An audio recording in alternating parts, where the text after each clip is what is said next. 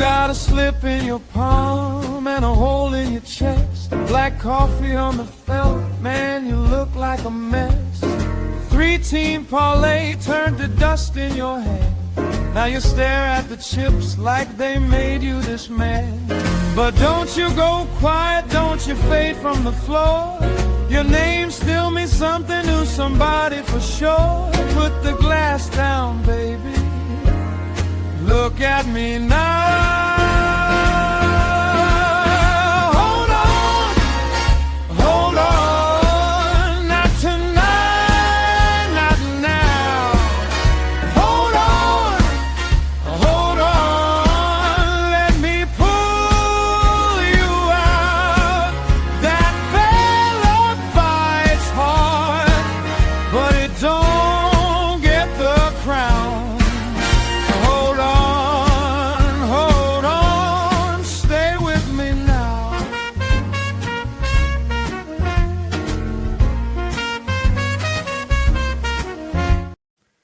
What's up, everybody? It's Toad back with you with Toadstool Sports for Saturday, June 20th.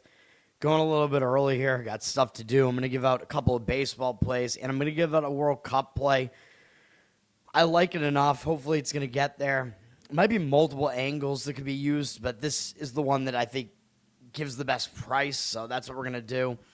We went 1-1 on the show yesterday. I gave out 3 plays, but Washington was a no play because they switched starters. Cade Cavalli is sick, although it looks like he's actually going to pitch today. But he had an illness, so he didn't pitch last night, and they went with Poulin as an opener and then Mikolas, so that would not be something I would want to back. And in fact, Tampa Bay did win and were winning at the end of 5 as well, so that wound up being a no play there. Definitely, that was pretty much all my plays, unless I specify otherwise. Rely on both starters must start. Honestly, I think we got screwed in the Padres-Rangers under. 11 runs scored in the first inning of that game.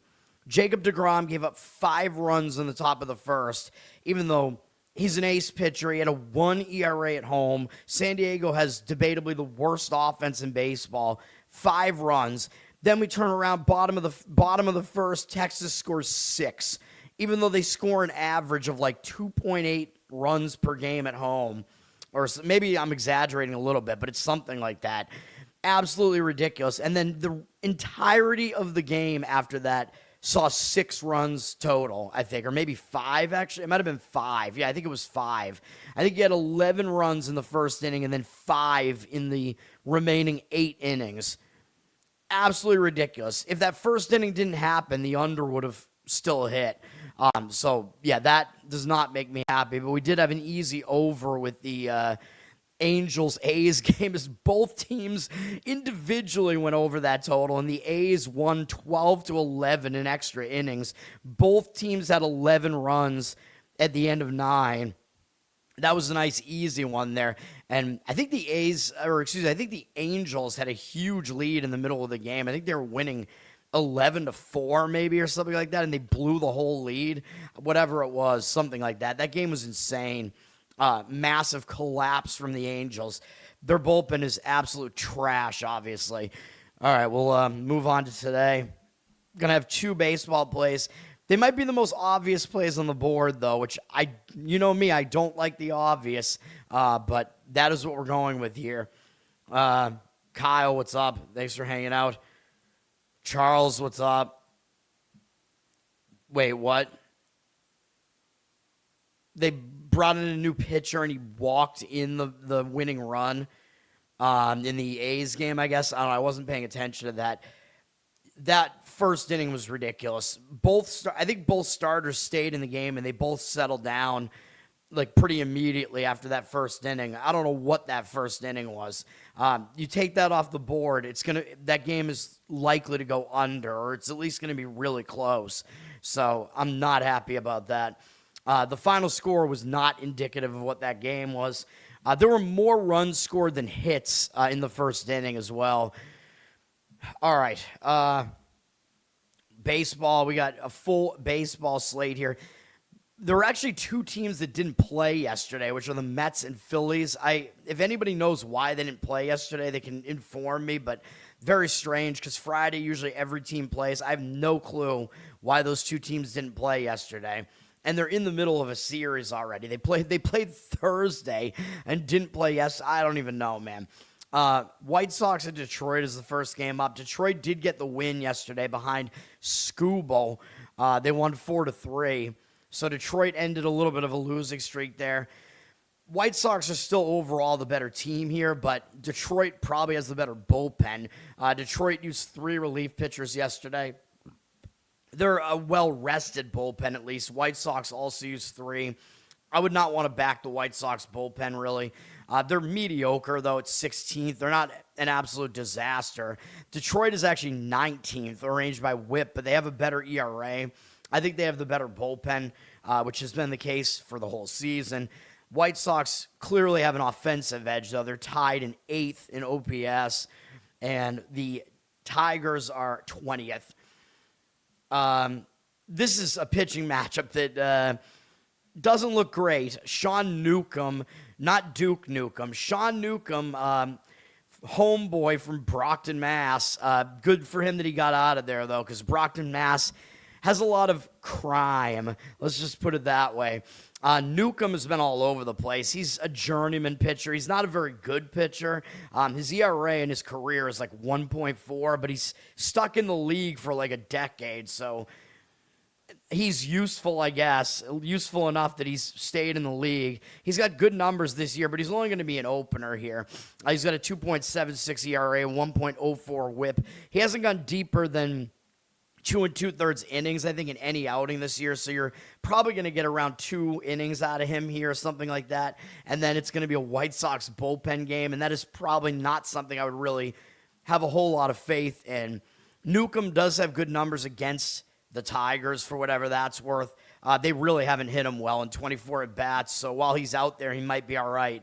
But I don't think I would want to bank on that. Troy Melton, the guy who I wanted to back a few days ago, hasn't pitched, I think, in that entire span. He is getting the start for Detroit. 2.81 ERA, 1.01 whip. Those are some good numbers. Hasn't been good at home, though. 7.2 home ERA. That's not good, obviously.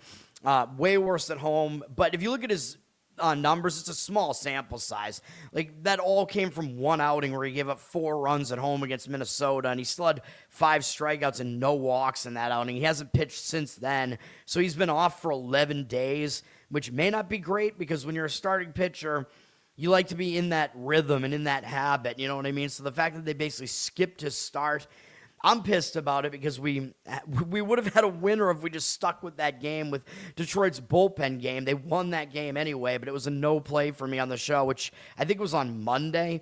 I don't know exactly why they skipped his turn in the rotation because he's been effective other than the fact that he doesn't strike guys out. He's not putting guys on base, though. Low hit rate, low walk rate.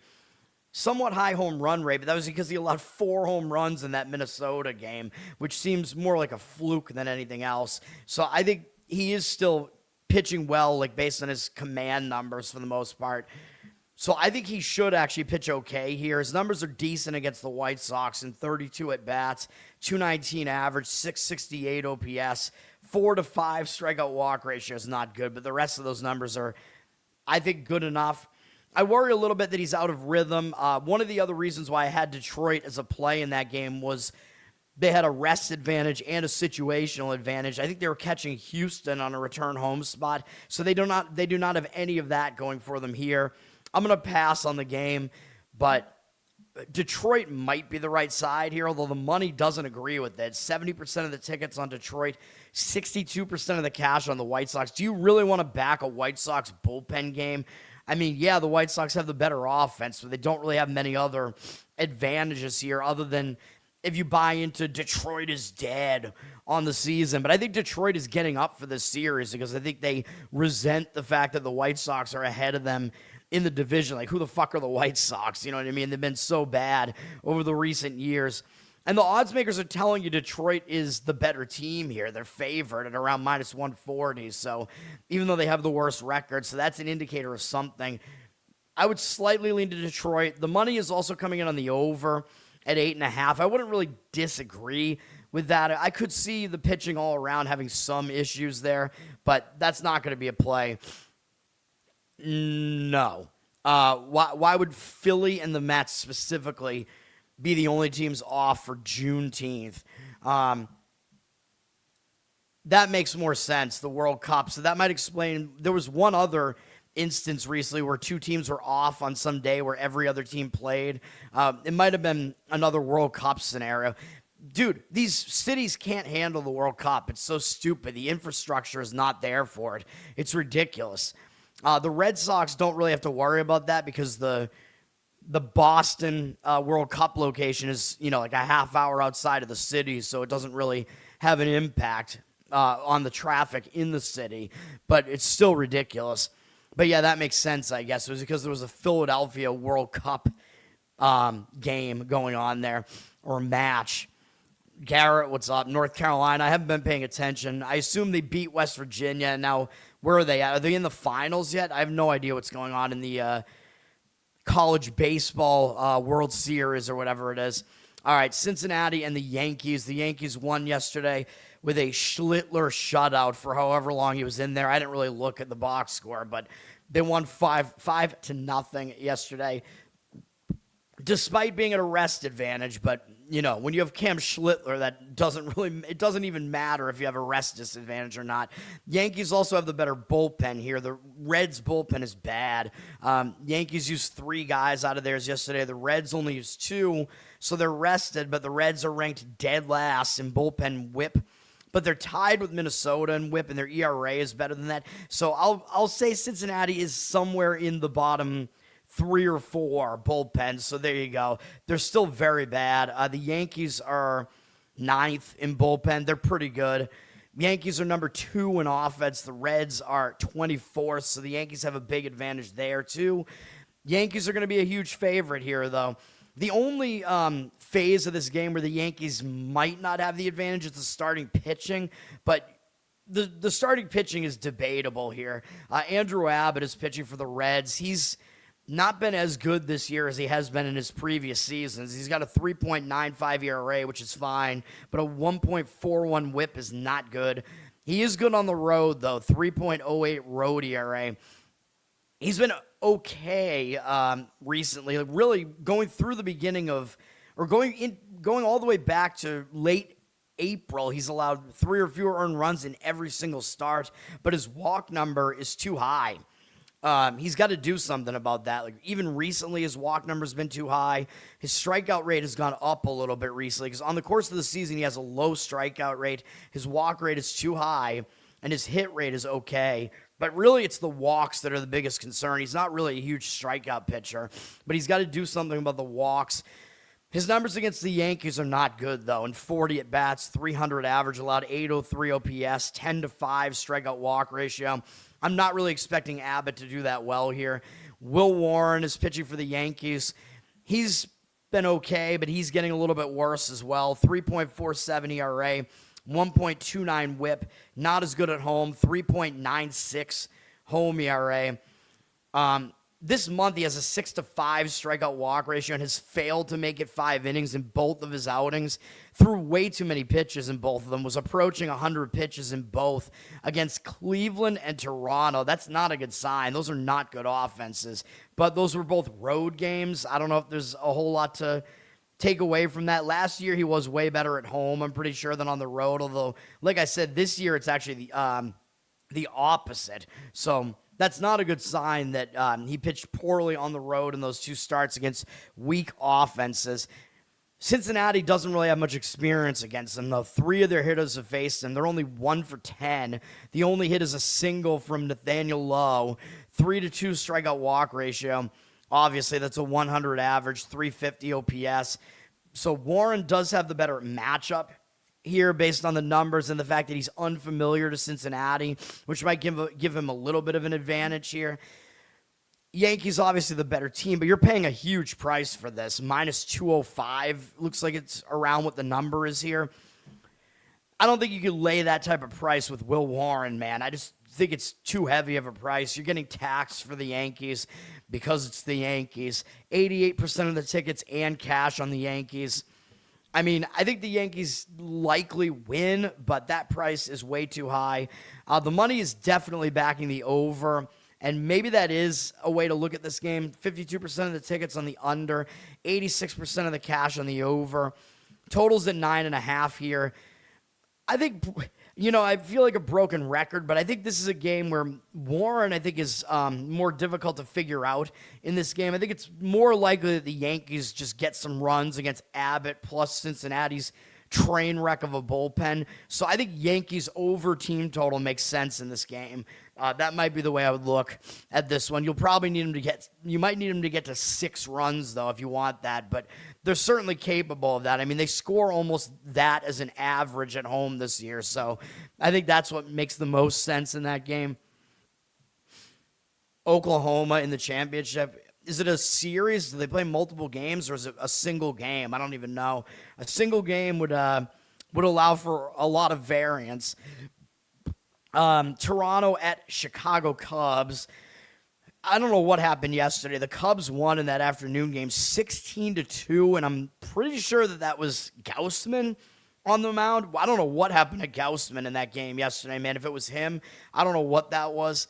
But it looks like he was either out of the game really early, or I don't know what that was, but Toronto has had some heavy bullpen usage. They used 5 guys out of the bullpen yesterday, and a lot in the recent days, too. This is not a bullpen that you really want to back right now. Chicago used 3 guys out of the bullpen, and they rested their whole bullpen the day before that. So the Cubs have a better bullpen and the more rested bullpen. They're the 10th ranked bullpen. Toronto's 13th, but the Cubs do have I think, kind of a significant bullpen edge here, given the rest scenario. Cubs, number 7 in offense. They're significantly better there. Toronto, number 23. So the Cubs do have some advantages here. Patrick Corbin is on the mound for the Blue Jays. He's not very good. 4.57 ERA, 1.48 whip. He's better on the road, though. 3.57 road ERA. But I wouldn't trust him at all right now. He's got a 7-6 strikeout walk ratio this month. Granted, he's faced some difficult opponents here. The Braves, the Yankees, Philly. I mean, I guess they're capable at least of putting up offense. These command numbers are just really bad for Corbin here. He's not even made it through 4 innings in his last 2 outings. He's not in good form right now. I would not want anything to do with him here. He's got a high hit rate on the season. His walk rate's not great, and his strikeout rate is really low. He's just not very good. Numbers against the Cubs also back that up. Those are not good either. 155 at-bats against them, so they're very familiar with them. A few of their guys rake against them. He's got 24 strikeouts, 15 walks, 316 average, 951 OPS against them. The Cubs likely are going to be able to do some offensive damage here. Conforto and Swanson both have a ton of at-bats against them. They both absolutely...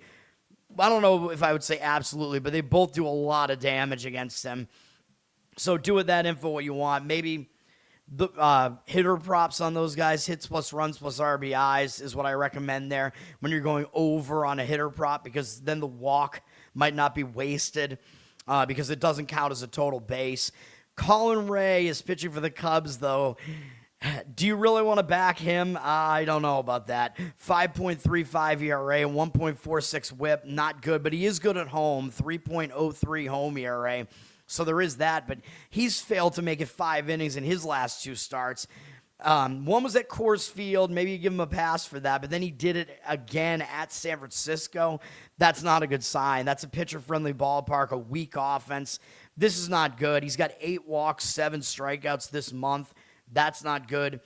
He's not in command right now. He's not pitching well right now. He's got a pretty high hit rate on the season. Walk rate is okay. Strikeout rate is low. He's just not great. Although he does actually do well against Toronto, but it's in a small sample. 6 hitters have faced him, 17 at bats, 176 average, 575 OPS.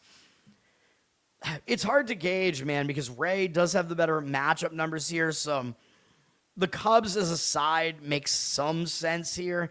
I wouldn't disagree with the Cubs. It looks like the money is completely disagreeing, though. 75% of the tickets on the Cubs, 89% of the cash on Toronto. Do you seriously want to back Corbin here? I would not want to. Money's also coming in on the over. Cubs, by the way, are at about minus 130 here on the money line. I think the Cubs money line makes some sense. I also do agree with the over.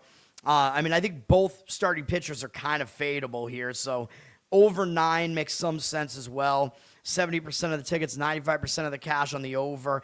But if you combine those two, and Ray could pitch well here due to his matchup numbers, whatever, perhaps the best approach here is Cubs team total over.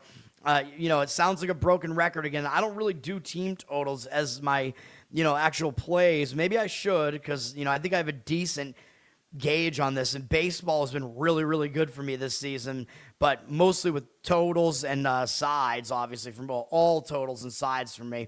A lot of totals. But, team totals, are just kind of a natural result of thinking about the total and the side, though. So Cubs over team total makes some sense here as well. You'll need them to probably score 5 runs in that one if you want them. It's doable, obviously, so something like that, maybe. Hold on one second here. Best of 3 is the College World Series. Yeah, the Cubs.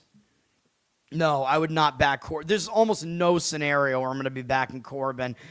He has to have good matchup numbers. Probably has to be in a good split for him. Whatever. San Diego and Texas, I mentioned yesterday, this looks like an under type of series. This game could possibly be an under here, but I don't think I want to risk it on this one. Watch this game go under, though, after yesterday's under was a bust, even though it was just because the first inning was terrible. Texas used 2 guys out of the bullpen yesterday. San Diego used 4. San Diego did not use Mason Miller, though. Texas did use, I think their closer is Lotz. I don't know if that's who their closer is or not, but they did use him yesterday. Texas still is a good bullpen, though. They're 8th in bullpen. San Diego's 7th. These are both good bullpens, though. They're both, I think, like top 5 bullpens, I would say. San Diego's number 2 in ERA, and Texas is not that far behind that. Neither offense is good. Texas, 22nd. San Diego, dead last, 30th. Texas doesn't hit well at home. Texas does typically pitch well at home. If you want the under here, you're going to have to deal with Walker Buehler, though. I don't know if I'd really want to do that. He's got a 4.14 ERA, 1.34 whip is not very good. He's not good on the road, 5.4 road ERA. But I think part of the reason why he's better at home is San Diego is a very pitcher-friendly ballpark.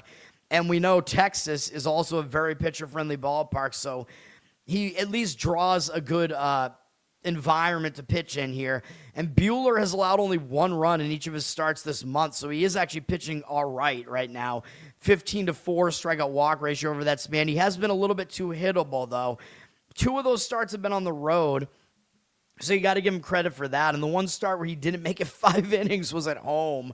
So, do with that info what you want, I guess. He's got a slightly high hit rate. His walk rate is a bit too high. Strikeout rate is still fairly low. I mean, he's not what he was earlier in his career. Like his Tommy John surgery and whatever has definitely taken something off of his stuff. His numbers against Texas are pretty good, though. In 59 at-bats, 186 average allowed, 561 OPS, 15-6 strikeout walk ratio is not terrific, but the rest of these numbers are pretty good. I think Buehler might be able to pitch okay here. I mean, he is in better form right now. This is a good draw for him, at least, as far as a road start. He was good in his last 2 road starts. Nathan Eovaldi is pitching for Texas. He's still got to get his ERA down, but his whip kind of indicates that his ERA should be better than it is at 4.23. His whip is 1.17. So he's still having a pretty decent season here, although not numbers that are fantastic like they were last year. He's been a little bit worse at home, oddly, 4.5 home ERA. But he's pitched, well, I don't know, man. I mean, he had a couple of iffy starts in here, but his strikeout walk ratio remains good. So even though he gave up some runs, I think he got unlucky other than one start where he got actually hit pretty hard by St. Louis, but still had good command numbers there. The rest of his starts, he's still got his command. 16-5 strikeout walk ratio this month. Pretty good, but he's allowed more than 1 hit per inning, but all because of that St. Louis start. So I think if you throw that out, Eovaldi is actually better than his ERA looks. He's got a decent strikeout rate on the season. He gets a lot of ground ball outs, low hit rate, walk rate is okay. With him being a ground ball pitcher, though, I don't know how he has so many home runs allowed. These are, I don't know, it's very weird to see pitching numbers like this. I don't think there's any other guy who's allowed that many home runs, but also is a ground ball pitcher. So it's very, very strange. But I don't know. He's got to get those home runs down somehow. San Diego might not be a team that's going to hit home runs off him, though. San Diego has 62 at-bats against him. They only have 2 home runs over that entire span from France and Machado. They got a 210 average against him, 612 OPS, 13-4 strikeout walk ratio. That's not excellent, but really most of those numbers are pretty good. I think this game is probably still an under. That would probably be the way I would look at this, although the money is coming in on the over. 77% of the tickets, 94% of the cash on the over. I don't know. Both pitchers look like they get a good draw here as far as their matchup and whatever. Under makes sense to me. I don't like it as much as I liked yesterday's, and yesterday's, bombed because of the first inning, but whatever. The total's 7.5 in this one. Texas is also favored at minus 130 something, 78% of the tickets, 89% of the cash on them. I wouldn't necessarily disagree with Texas here. I mean, I think generally Eovaldi is the better pitcher over Buehler. The bullpen advantage is probably with San Diego, though, because they didn't use their highest leverage arms yesterday. So something to keep in mind. It is close, though. Both bullpens are good. So do with that info what you want, as I always say. Cubs have the better offense. They've struggled. They've struggled recently, though. They might be able to break out of it against Patrick Corbin, though. And Toronto's offense has not been good. Next game up will be one of my plays in baseball here with Milwaukee and Atlanta. We were supposed to have an elite pitching matchup yesterday between Misiorowski and Sale. And by the way, Atlanta won that game. And I told you I thought there was value on Atlanta in that game because Misiorowski just gets, you have to pay a premium for Misiorowski, and the game was close, and Atlanta wound up winning the game. So, but this game, this is an elite pitching matchup today, and people might not realize that one side of it is as elite as it is. This is one of my plays, and you probably already know what it is because I said it's going to be obvious. And I don't like the obvious. Maybe it's too obvious, but this is an under for me. I found under 7.5 at minus 115 at the book that used to be ESPN's book, if you know what I mean, at a certain app, a certain scoreboard app bought it out, if you know what I mean. For whatever reason, that book had this number, but every other book looked like it was at 7, but I would still agree with the under 7 here. I think this looks like a very low-scoring game here. This is an elite pitching matchup here. We have 2 good bullpens. I know yesterday's game went under as well. It was a 3-2 final. Milwaukee only used 2 guys out of the bullpen yesterday. Did not use their closer yesterday. Atlanta has an elite bullpen. They used 3 guys. I think they did use their closer to finish the game off. But they have an elite bullpen. They're number 1, so we'll roll with their bullpen. Milwaukee's number 11, but they have a top several bullpen ERA, so we'll roll with both bullpens here. Yes, both offenses are capable. Atlanta number 6, Milwaukee tied in 8th with the White Sox. But I think these pitchers can definitely deal in this game, so I think the offenses will be held, will be limited in this game, let's say. Kyle Harrison is pitching for the Brewers. He's having an excellent season, 2.47 ERA, 1.1 whip. I know his road ERA is 4.56, but I think you should not be scared away by that because he has very limited road appearances, and it was all one start pitching in that Las Vegas stadium. That was that 29-run game against the A's.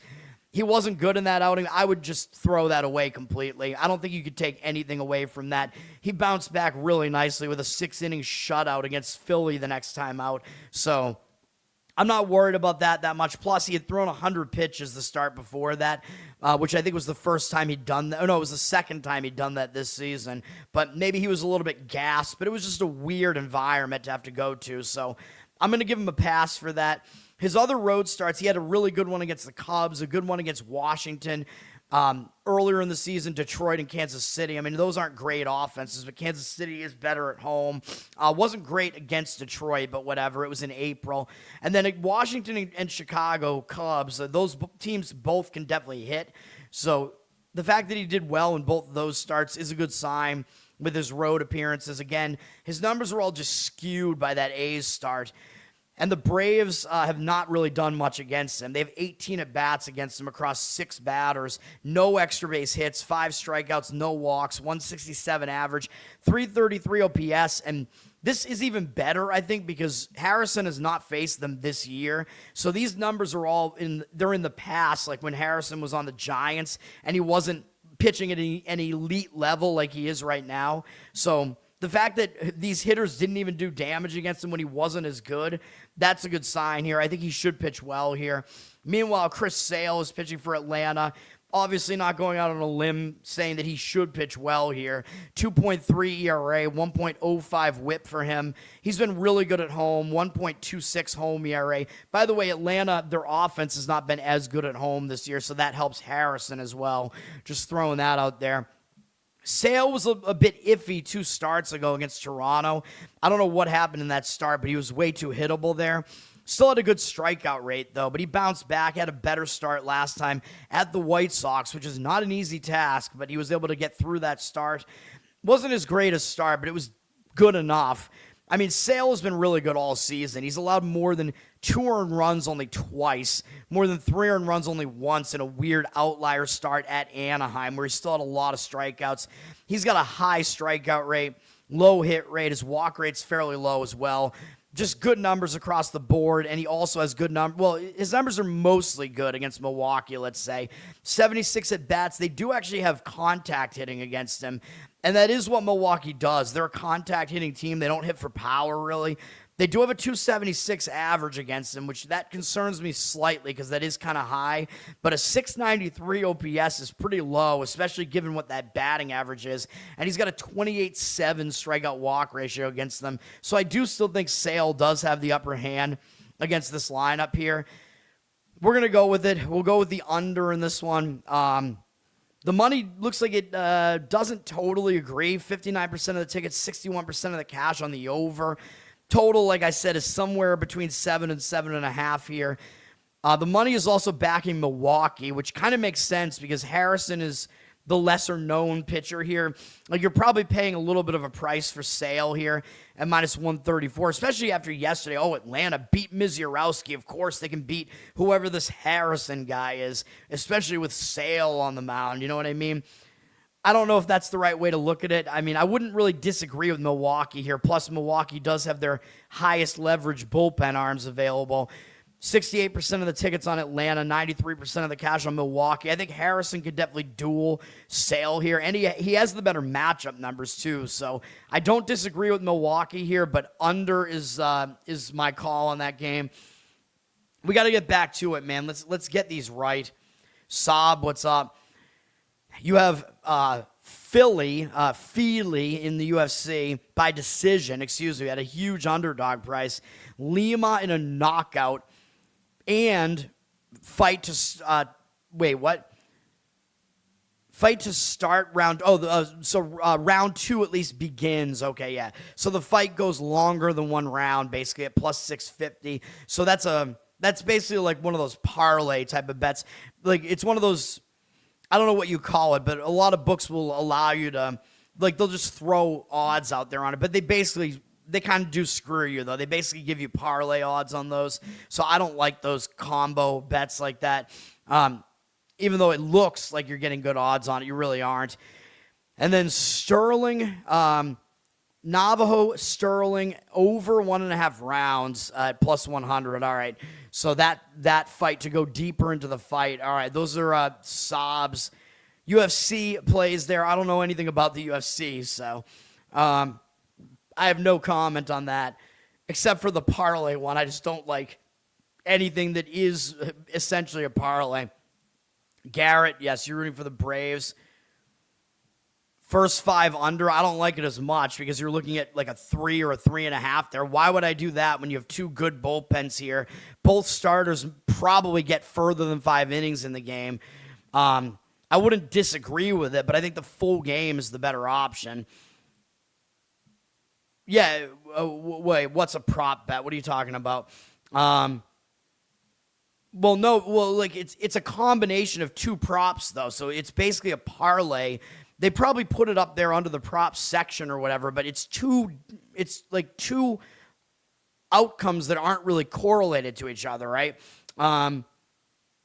I mean, in fact, they're actually probably not correlated because you're looking for a knockout, but the fight to also get into the second round. Those seem kind of contradictory because if you're expecting a knockout, you sort of are expecting that to happen possibly early in the fight. You know what I mean?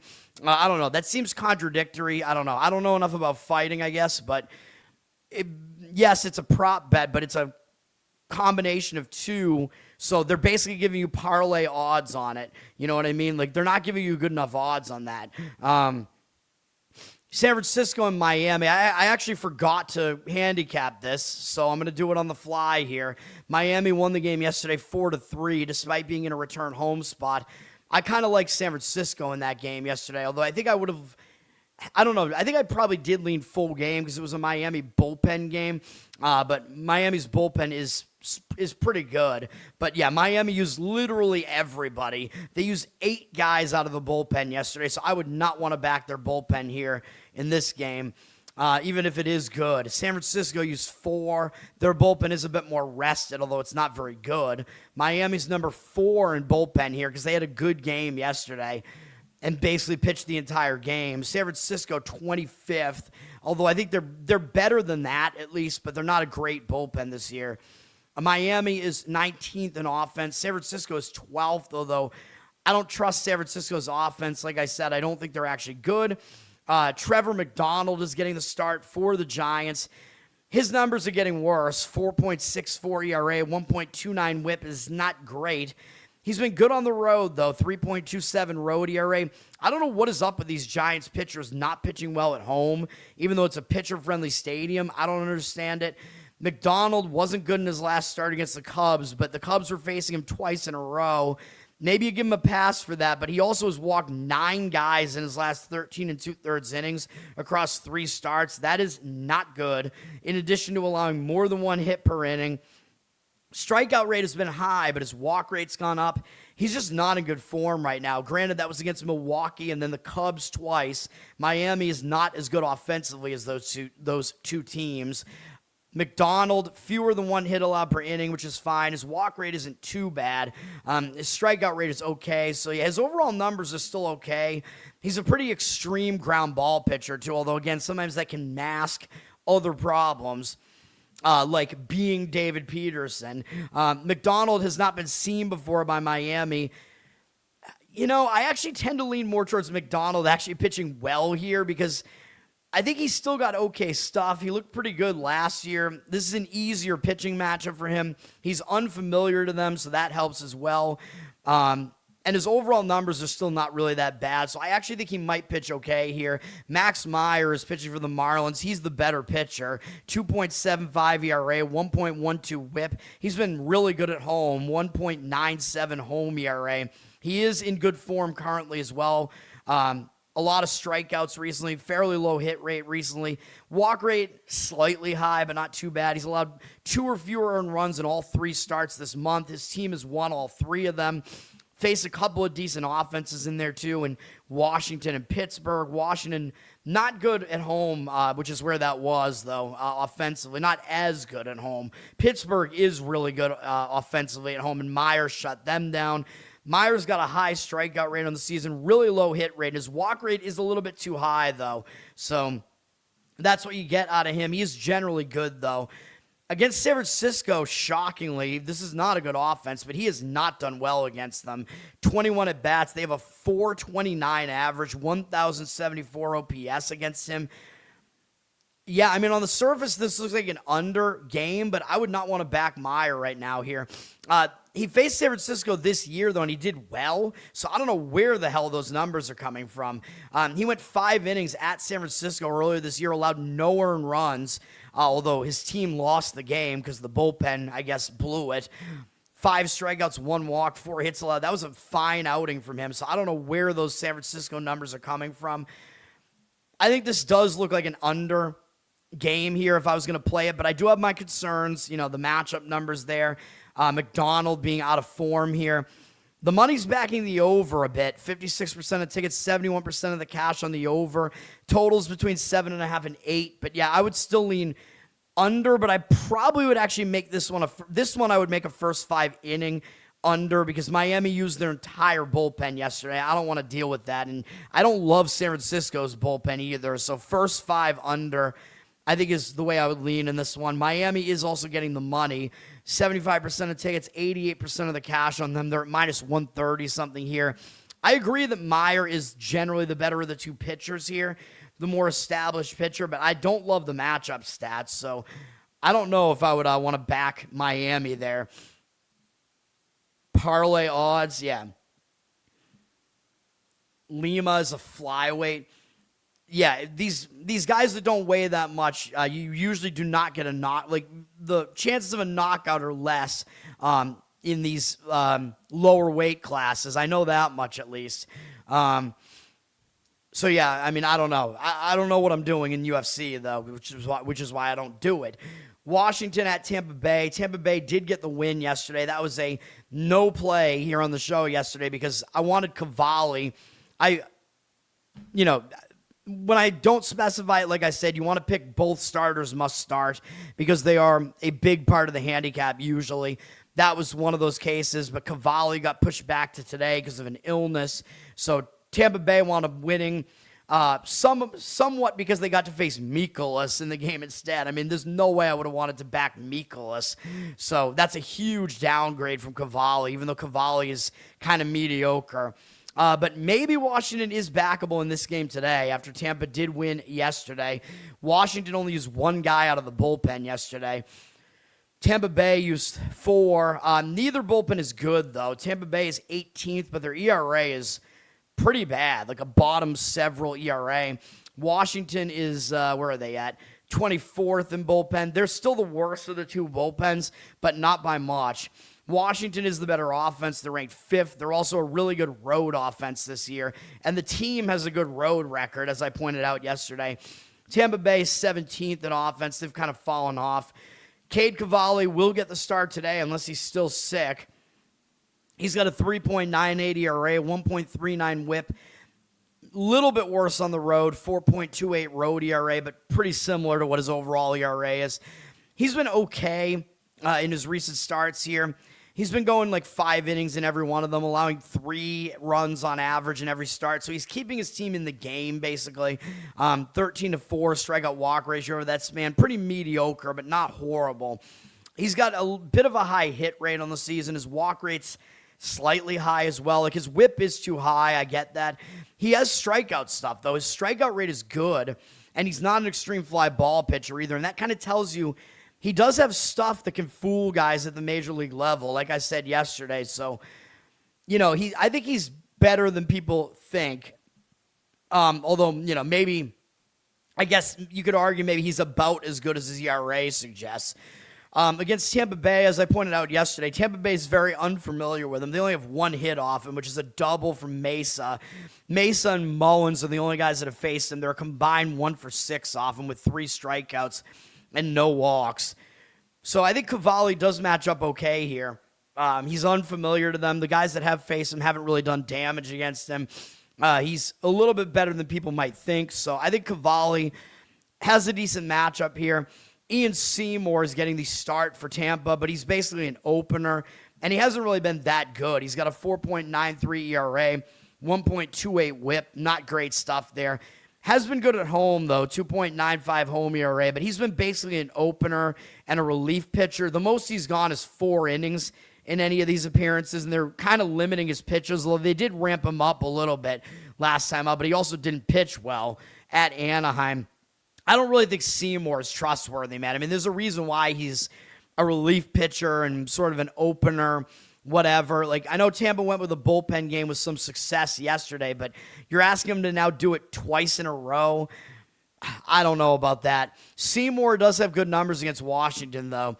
176 average, allowed 471 OPS, 17 at bats. Not a huge sample here. Most of their hitters have faced him at least once, though. 6-0 strikeout walk ratio. I'm going to lean Washington here slightly, maybe just in the first 5 because I don't want to deal with their bullpen. 60% of the tickets are on Tampa at around minus 120. Kind of looks too easy to play Tampa, especially after they won yesterday. People are going to be jumping on Tampa because their record is better, but like I said, Washington is sneakily a good road team here, and this might be a sneaky matchup where you do have the starting pitching edge here, if Cavalli is healthy at least. Getting over an illness is easier than getting over an injury, though. 50-50 on the cash, so the money is indicating on Washington. Washington first 5 makes some sense to me there. That game on ESPN Unlimited. Next game up is my last baseball play, and I'm talking about the obvious. This one might also be too obvious.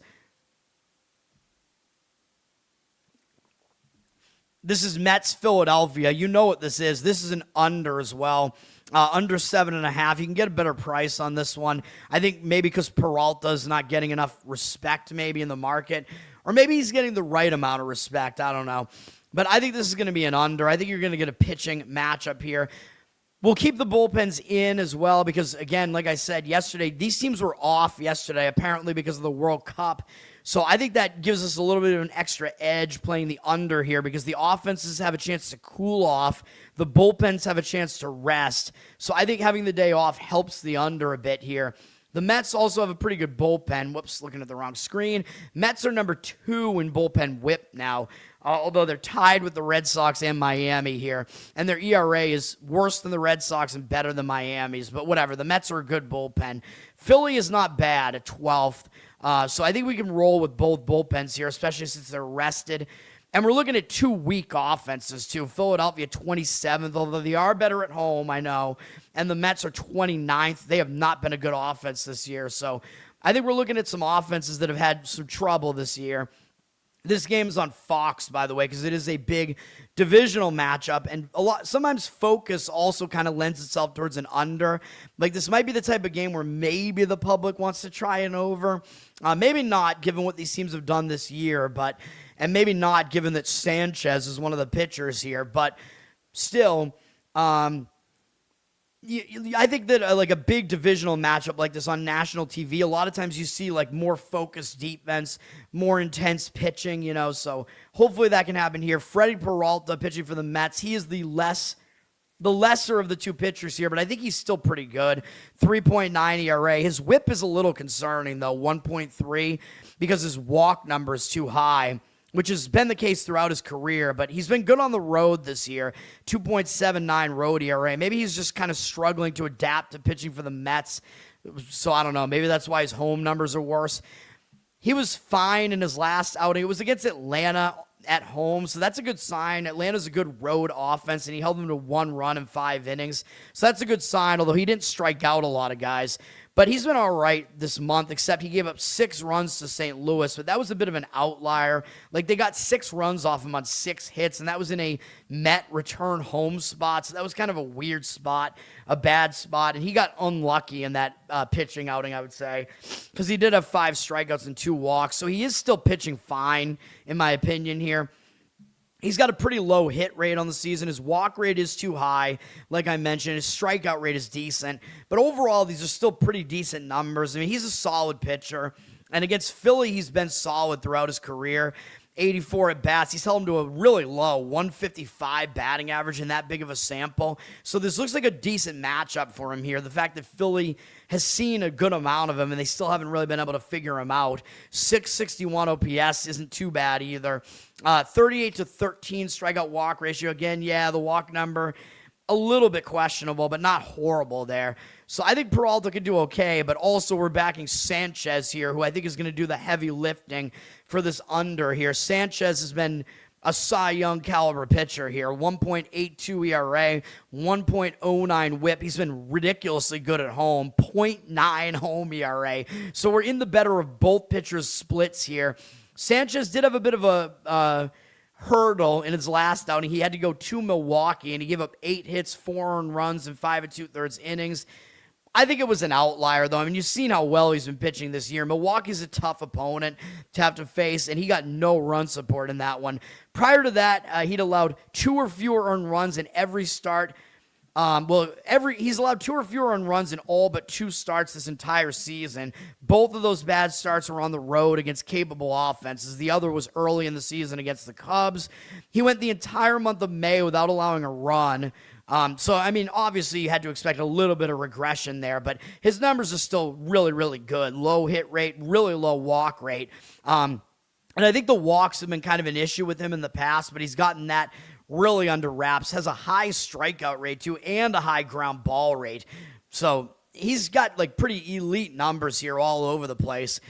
And his numbers against the Mets, as you would expect, are pretty good. In 68 at-bats, 221 average, 661 OPS, 23-7 strikeout walk ratio. We will back the under in this game. Let me see. We have 83% of tickets, 93% of the cash on the over. I don't know what to tell you about that. Action Network made it look like the money was backing both unders in these 2 plays I'm giving out. So do with all that what you want, but obviously, again, the total is also low for a reason. The odds makers know, everybody knows that this is a good pitching matchup, although, again, when it seems too obvious, I do start worrying a little bit, but sometimes I will play unders on these elite pitching matchups if we're getting, the key number there and whatever, which we are here, so that's what we're going to do. The money is also fading Philly here, and I think that helps the case for the under. Because Philly obviously has the better pitcher here, Sanchez. 95% of the tickets, 93% of the cash on Philly. They're an extremely public side, and they're laying like minus 180 something here, which is crazy. So the money seems to be indicating there's some value on the Mets. And I like that as far as the case for the under, because when the lesser pitcher seems to be getting the money, that basically is indicating that the professional money basically thinks that pitcher can kind of hang in the game.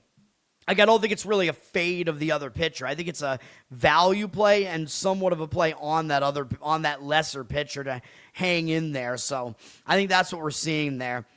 So under is the play there. Saab, you're on Ivory Coast. I'm not sure about that. Yeah, I did not agree. Dude, Paraguay is awful. I don't know what to tell you about Turkey. I don't know why they've been so bad in this tournament. I have no idea. I mean, I would not bet Germany in that game. I'll say Germany, and whatever. Germany's the better team, but Germany just played Curacao. Like, that game is basically a throwaway game. Curacao, I think, is the worst team in the entire World Cup. Like, they're an island of like 100,000 people. It's a joke. I don't even know how they're in the World Cup. And they're not even the lowest ranked team in the World Cup, but the odds basically are telling you that's the worst team in the World Cup. Germany, you do not want to play Germany after a 7-1 win. I will tell you that. There's no way that I would play Germany in that game. I don't know if I would play the Ivory Coast, but I'm not going to play Germany, I'll tell you that. And I still don't think that Paraguay was a good play yesterday. I'm sorry. I still don't think it was. They absolutely blow ass. And Turkey was coming off an embarrassing result, and that was like they needed that game yesterday. Well, both teams did, I know, as far as elimination, but Turkey, odds makers are telling you Turkey's the better team there. Paraguay is not good at all. The U.S. is going to win that group easily at this point. The fact that the team that's number 2 in that group is fucking Australia right now, I'm pretty sure. Like, really? Australia blows. The new World Cup is BS. It's an expanded World Cup. Well, the worst part about it is the way that Morocco got in. Yeah, take a look at how Morocco won the African Cup or whatever the hell it is to get into this thing. Watch what happened. They didn't even win that match, and they still won. They lost to Senegal. So what I'm hoping for is that they have to face Senegal at some point in this World Cup, because I will tell you to play Senegal in that one. It'll be a massive revenge play. McAdoo, you must be joking on Iran, right? Iran is in a very difficult. They're not a good team, but they're also in a very difficult spot because they're banned from being in the U.S. They're only allowed to be in the U.S. on match days, specifically to play their matches, and their fans are. I don't think their fans are allowed into the country. So it's all some BS. It's all Israel war BS. I don't want to get this channel nuked or whatever, but I'm not monetized yet, so hopefully I can fly under the radar there. But it's all military BS. But Iran is having to... Dude, Iran has to stay in Mexico and then continuously travel to the U.S. whenever they have a match day. And they're going to be doing it with, no fans in the crowd. And obviously the U.S. crowd is going to be rooting against them, even though I thought the whole point of the war was to save the Iranian people. So shouldn't that mean you should be supporting their soccer team? I don't know, but I would not want to play on Iran at all during this tournament, unless there's a really, really good situation to do so, which I doubt. All right, this show is taking way too long, and I have to get out of here at some point. How many games do we have left? I'm going to do, we're basically on track here. Basically all these countries that have totally different diets, and then they come to the U.S. and eat all this, slop and whatever, they're going to have diarrhea probably. All right, we have Cleveland and Houston, which is the other game on Fox. Which of these games do you think people are going to watch? Mets, Philadelphia, or Cleveland, Houston? I know the Mets have been asked this year, but obviously the Mets and Philadelphia are the big draw there. Those are huge markets. Cleveland and Houston, nobody's going to watch this. Cleveland's offense is miserable right now. They have way too many injuries. Houston won the game 9-3 yesterday. That was a pretty unpredictable game for me as far as the way that I was looking at it. Houston only used one guy out of the bullpen, so their bullpen is pretty rested here. Cleveland used 4 guys out of the bullpen. Cleveland does generally have the better bullpen. They're number 14. Houston is up to number 21, and they have been performing better recently. So I think there's not a huge gap between these two bullpens here. I think Cleveland does still have the advantage there, but not by much. Houston has the better offense. They're ranked 10th. Cleveland is 28th, and it's an even worse scenario with those injuries they have. And it's even worse because they have Joey Cantillo pitching, who is not the guy you want on the mound. Bybee didn't do well yesterday. Cantillo, 4.38 ERA, but a 1.49 whip is pretty ugly. He's also not good on the road, 4.93 road ERA. Pitched well in his last start, but it was against Detroit at home. Good matchup for him probably against a weak offense. Not a good sign that he got blasted in Texas in the previous game.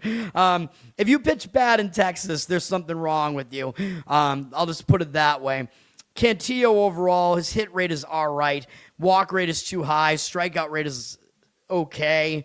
But the walks are the real issue with him. He also doesn't have good numbers against Houston, but it's a small 18 at-bat sample size. They have a 389 average against them, though, and 1010 OPS, 8.3 strikeout walk ratio. I would not try to back Cantillo here.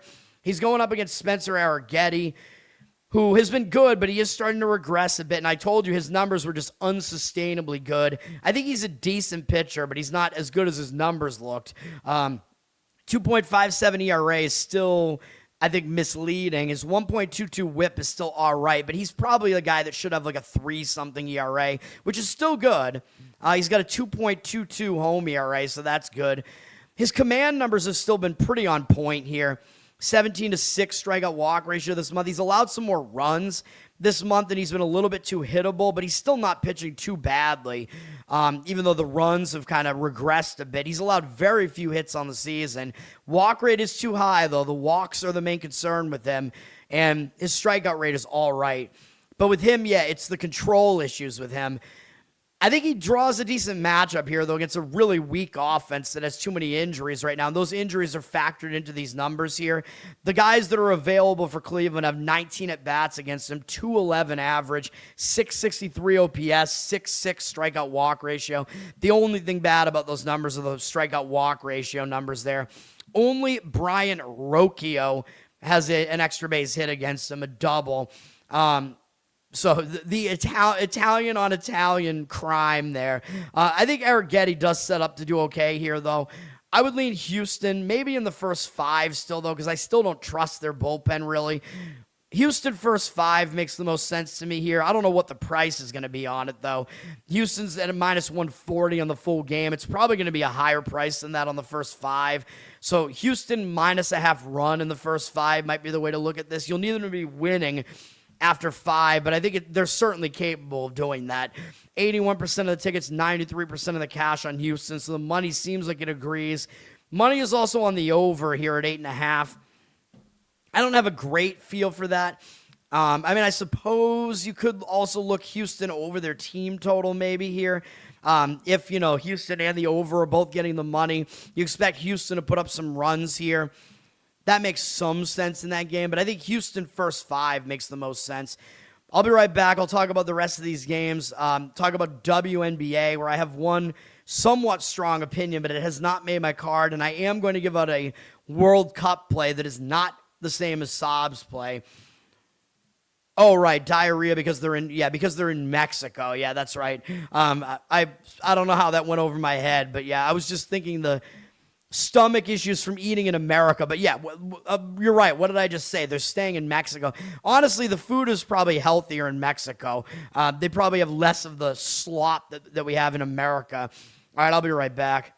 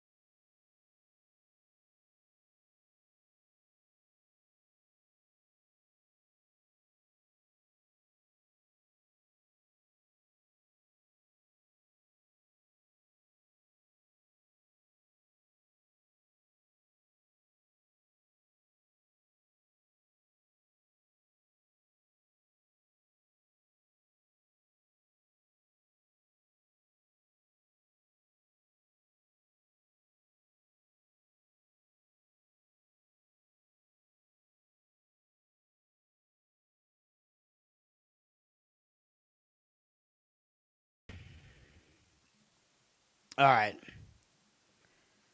Oh, this thing keeps refreshing, so it goes haywire anyway. Pittsburgh at Colorado. Colorado, I think, won yesterday. Yeah, they won 4-3 yesterday. Lower scoring game than I would have expected in that one. Colorado used 2 guys out of the bullpen. Their bullpen is ass, though. Pittsburgh used 2 as well. We have rested bullpens, but I don't trust these bullpens. Pittsburgh, number 22. Colorado, number 27. Colorado is second worst in ERA, only behind Minnesota. Both offenses have been fairly capable. Pittsburgh 4th, Colorado 11th, although I don't think Colorado's as good as that. But they're at home where they hit a little bit better. However, they're going to have to try to put up offense against Paul Skeens in this one. Skeens, 2.85 ERA, .93 whip. He's been a little bit worse on the road, 3.26 road ERA. I'm not too concerned with him pitching in this stadium or anything, though. He's been pretty good this month, 24-4 strikeout walk ratio in 16 2/3 innings. He's allowed 2 or fewer earned runs in all 3 outings, although he had one short outing where he was really inefficient against Houston. I don't know what that was. That was his last road start, actually. He was struggling a little bit for a span of like 4 starts. Excuse me. But I don't know, man. I mean, he's back in form right now. His last 2 starts were good. One of them was against the Dodgers. I think he's back. He's Skeens. We know all this. He's got a low hit rate, pretty low. He's got a low walk rate too, high strikeout rate, whatever. We know he's good. He is slightly more of a fly ball pitcher, but, I still don't think Skeens is going to pitch poorly here. He also dominates Colorado typically in 46 at-bats, 17 strikeouts, 1 walk, 130 average, 366 OPS. So, yeah, I would think that Skeens should pitch pretty well here. Tomoyuki Sugano is pitching for the Colorado side. He's not great, 4.54 ERA, 1.34 whip. He's slightly worse at home, but not really that much worse, 4.65 home ERA. Even though he's he is a fly ball pitcher. He's, more than kind of. He's definitely a fly ball pitcher. The home runs haven't been a huge issue for him this year, though. Although he's allowed double-digit home runs, he's not the worst home run allowing pitcher here. And he's actually pitched okay recently, although his last start he gave up 6 earned runs, but it was at the A's stadium in that ridiculous 23-9 game. He won the game because he got so much run support behind him. But that was a weird outlier of a game, in that A's stadium. It is what it is. Sugano has actually been better than you would expect this year. He's nothing spectacular. He doesn't strike anybody out. He's got kind of a high hit rate. His walk rate is fine, whatever. The numbers against Pittsburgh, they only have 2 guys who have ever faced him. 333 average, 1167 OPS. It's just a 2-for-6 clip. All of the hits have come from Brandon Lowe, who does have a home run off him, and the only strikeout against him, and there are no walks in there. But Sugano is mostly unfamiliar to Pittsburgh here. I mean, do we really think about potentially an under in this game? Maybe a first 5 under. I mean, the total is a Colorado total. It's 10.5. Money is hitting the over a little bit. 58% of tickets on the under, 57% of the cash on the over. I think this could be a first 5 under here, maybe. You're getting the Colorado total here. It always skews that total. As far as the side, you're paying too much of a price for Pittsburgh. I mean, that's just the way that it is. They make you pay for Skeens. 88% of tickets, 75% of the cash on Pittsburgh. They're minus 210 basically here. I don't think you can lay a Pittsburgh money line here, even if they should win this game, should bounce back from yesterday. Pittsburgh is the better team, obviously. They got the matchup edge here, but I don't know, man. There might be other ways of playing this. Maybe a Colorado under team total in the first 5 or something. If you have a book that allows that or that has that as an option, something like that, maybe. I don't know. I don't want to do anything with that game, though.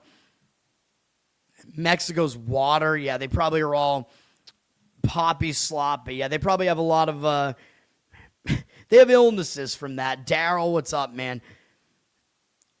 You like the Rockies over. All right, I just kind of made a case against that. Although if you go over, you mean the full game over Rockies-Pirates? If you go over in that game, you got to go full game with that. Take advantage of the bullpens because the bullpens blow. So that would be the only way that I would think about playing the over there. And Astros first 5, yes, I did talk about that, correct. So you agree with that. All right, I like that. Margin for error. Yeah, that's how we pronounce it in Boston. Margin for error with my money. I don't know what you mean exactly. Oh, you mean like if you're trying to play Pittsburgh there? I don't know. Anaheim at the A's. We got the over right in this game last night easily with 23 runs scored in the game, 22 of them in the first 9 innings. So we had that pinch hit home run there to tie the game, I think, in the 9th. And then we had the walk-off walk, I believe is what it was. You guys were telling me. I don't know. I didn't see how the game ended. I was only concerned about the total, so I stopped paying attention. Even though I guess it was a dramatic finish. The the Athletics bullpen used 4 guys out of the bullpen. Neither of these bullpens are good. Anaheim used a bunch. They used 5. I would fade both bullpens again here if I was going to do anything related to the bullpens. A's are number 23, Angels 26. Not good bullpens here. A's are number 3 in offense. They're a good offense. They're at home where it's a very offensive ballpark. It offends me, in fact. Number 16 is where the Angels are offensively. This pitching matchup, though, the starting pitching, it might not be that bad.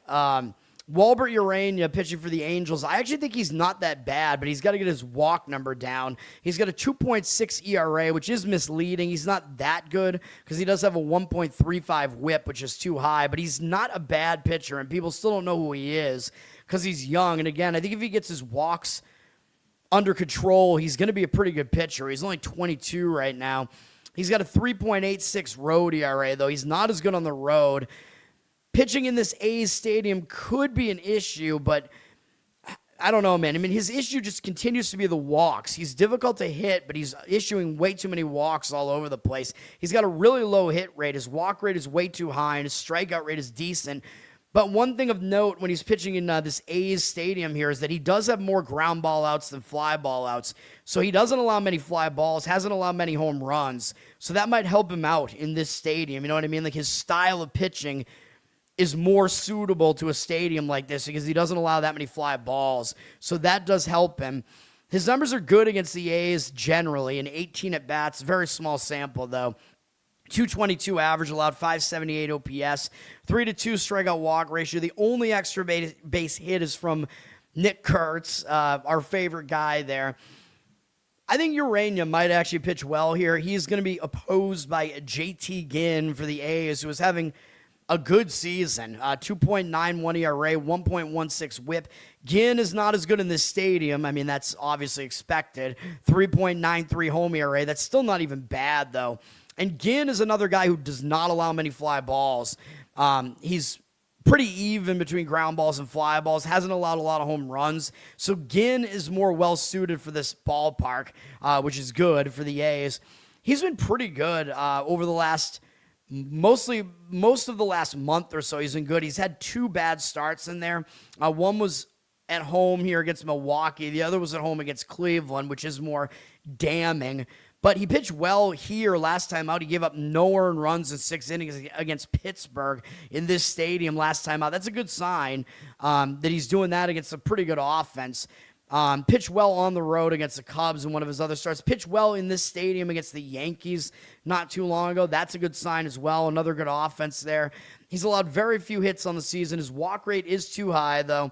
His strikeout rate is a bit low, but he's not really a strikeout pitcher. But again, overall, the style of pitching that we get here in the starting pitching matchup, also we do have to look at Ginn's matchup numbers. Hold on. I did look at them earlier. Yeah, his matchup numbers against Anaheim are good in 31 at-bats, 9 strikeouts, no walks, 194 average, 613 OPS allowed. Couple of home runs in there from Nito and Shanuel. How the hell do you pronounce that guy's name? I don't even know who that is. Whatever. But I think this game does kind of look like a first 5 under to me here. I don't want to risk it, but that's kind of the way that I feel about this game. It's my intuition, man. The money is backing the over in the full game. The game's 9.5 total. I mean, it's an A's home game, so the total's going to be high. If you're going to go over, obviously you got to go full game and take advantage of these crap bullpens here. 50% of tickets, 80% of the cash on the over. But I think a first 5 under makes sense in this game. And also the money is backing Anaheim here. So whatever you do in this game, I would want to either fade or avoid the bullpens, though, because they suck. 81% of the tickets, 58% of the cash on the A's, who are around minus 170 on the price, which is, I think what the professional money here seems to be saying is, the A's should not be this heavy of a favorite going up against a capable pitcher like Urania, who's just totally under the radar here. So I don't really disagree with that, but I think a first 5 under is what makes the most sense there. Kurtz was the guy that drew the walk to win the game. A grand slam. It's any single at bat. It's highly unlikely it's going to result in a home run. I used to make side bets, going to Fenway with friends and whatever. People know that I bet, and they'd always it would be some random at bat, and they'd just be like, "Hey, I bet you $10 this guy's gonna hit a home run." I'd be like, "Okay, I'll take your bet," and then they never hit a home run. So I just clean up. You're giving me even odds on that when it's what is it? It's probably a 7% chance this at bat is going to result in a home run. People don't get it, man. That's why home run props are not something you should do ever, because you never get good enough odds on it. Everybody loves rooting for a guy to hit a home run, but it doesn't happen anywhere near enough to justify the price. Nancy, what's up? Thanks for hanging out. Yes. My Juneteenth was excellent. Yes, I had fried chicken, watermelon, stuff like that. No, actually, I did have chicken, but it was grilled yesterday. You saw basically all the food I ate yesterday was in my reviews that I put out on Twitter yesterday. I tried the new Taco Bell street chalupas. They're actually not bad. I expected them to not be that bad, though. I have a good gauge on Taco Bell. They have so many new items they roll out, but basically, if it doesn't involve fried chicken, it's probably going to be good. And if it does involve fried chicken, it won't be that good. That's pretty much the general rule with Taco Bell. But those new street chalupas are all right. They're not the best, but they're all right. And then I had the McDonald's deep fried apple pie that made a comeback. Presumably, it was better back in the 60s or whatever when they were using beef tallow, but it was still pretty enjoyable. I will tell you that. I really liked it. All right. Even though I destroyed my mouth when I first bit into it, but that's just part of the experience. Red Sox at Seattle. The Red Sox won the game yesterday despite having to travel cross country for it. I don't know how they did it, but they won. Roger Suarez had a no-hitter until like the 7th inning in the game, so he pitched really well. Red Sox used 3 relief pitchers yesterday. Did not use Chapman because it was no longer a save situation. Seattle, though, saved their entire bullpen because what they did yesterday is they brought in Luis Castillo just to eat up innings towards the end of the game there because the Red Sox, I think, were winning 5-0 or whatever it was at that point. So Seattle saved their whole bullpen yesterday. Red Sox have a good bullpen. They're number 3. Seattle is also good, although they're ranked 15th, but their ERA is better than that. So we have 2 pretty good bullpens here, although the Red Sox slightly better, but less rested here. Red Sox have a terrible offense, 25th. They just have not gotten it going, although they put up enough yesterday to win. By the way, the Red Sox, when they fall behind, they're like historically bad. The Red Sox are 0-39, or they might be 0-40 now when they fall behind by 3 runs in a game this year. That's like unheard of. And I think they're 1-33 or something when they fall behind by 2 or more runs. So they've only overcome a 2-run deficit once this entire season. It's ridiculous. So like if the Red Sox are going to win the game, they need to be winning basically the whole game for them to win it, which is ridiculous.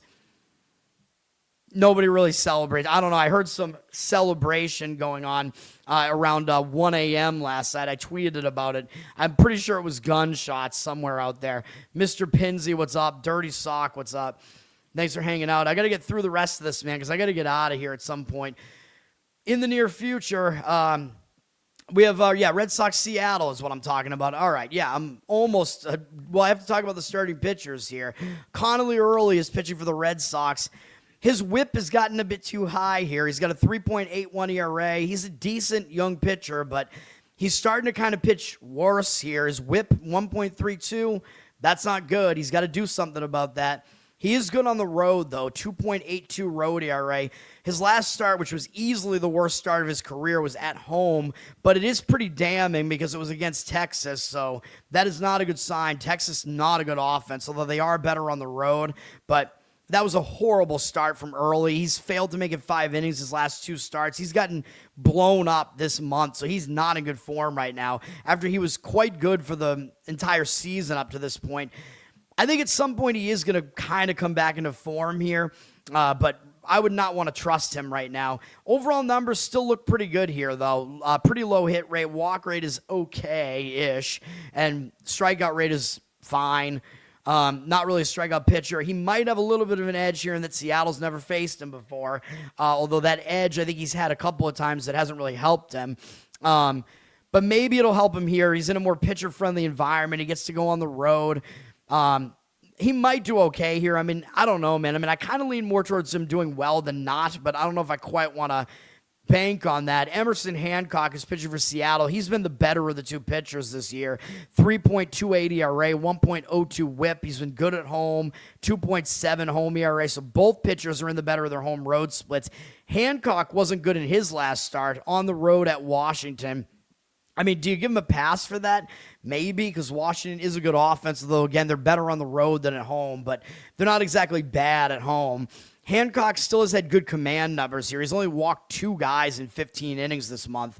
12 strikeouts, 2 walks. Overall numbers good on the season. Low hit rate, low walk rate, decent strikeout rate.